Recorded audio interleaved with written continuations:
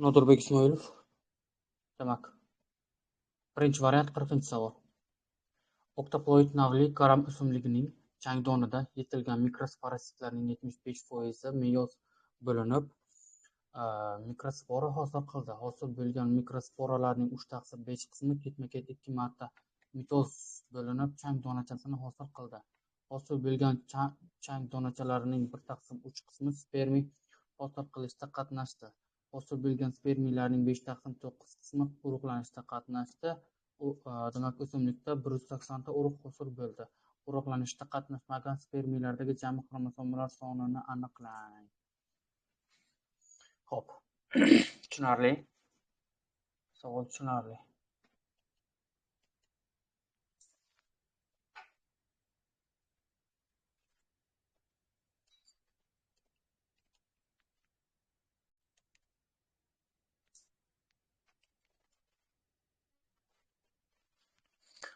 Demak, o'simlikda 180 ta urug' bor.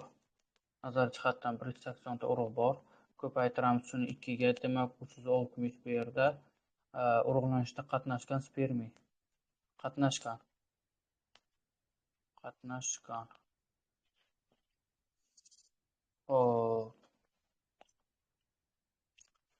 Hosil bo'lgan spermiylarning 5/9 qismi urug'lanishda qatnashgan. Demak, 360 shu 5 qismi, ya'ni 9 qismdan 5 qismi shu 360 bo'lgan demak. Demak, 360 taqsim demak, shu 5 qism 9 qismni topish kerak. Xo'p, 9 qism yerda necha bo'ladi? Hozir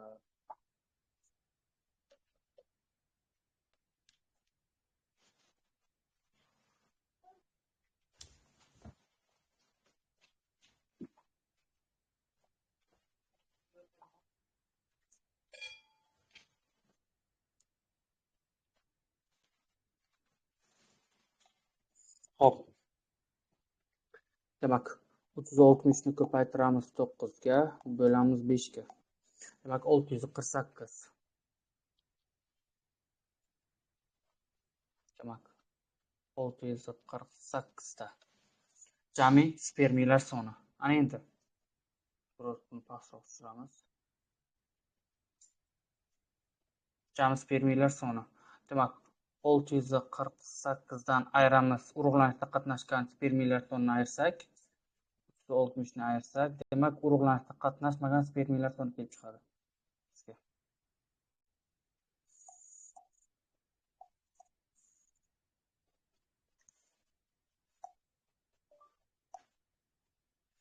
Xo'p. Demak, 648 ayiramiz 360. 288.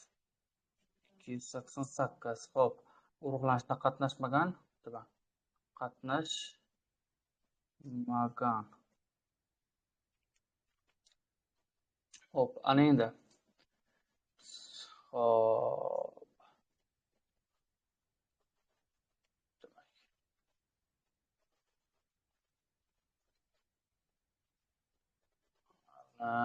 Qilsak. Xo'p, bizga demak 2n. Bizga 18, ya'ni karamning 2n 18 normal holatda biz buni bilamiz. Xo'p, ana endi bizga nima degan?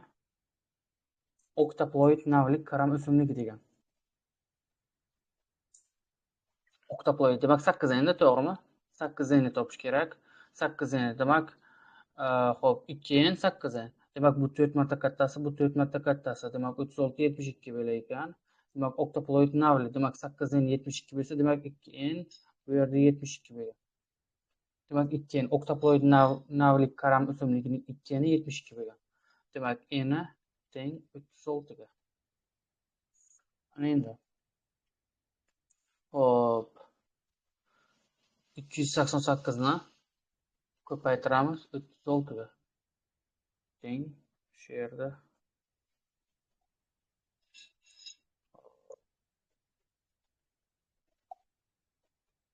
ko'paytiramiz 36 ga.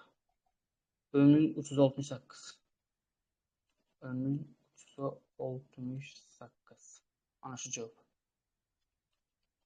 shu javob. Demak, 1368 40-savolning javobi ekan.